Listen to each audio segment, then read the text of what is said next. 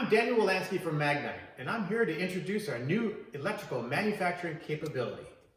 At Magnite, we can take different wires of different diameters and lengths, and we can remove the outer casings of each to a different length.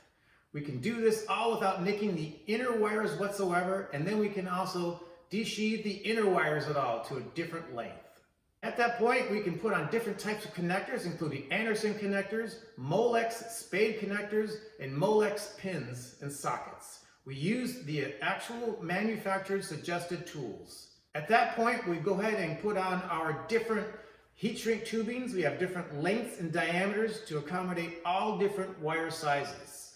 Once your circuit is built, we can create a custom circuit to test it at the voltages that you need and verify that all the connections are within your working specs. And then at that point, what we do is do a static test on all of the connectors. Here you see a Molex connector being pulled to almost 10 kilograms, which is the factory spec for that Molex. One other item we also offer is spot welding. We can take different materials, including nickel foil, and spot weld it for your battery needs. And we can also spot weld these directly to the batteries themselves. If you have any questions about our electrical manufacturing capabilities, give us a call or email us here at Magnite. We look forward to hearing from you.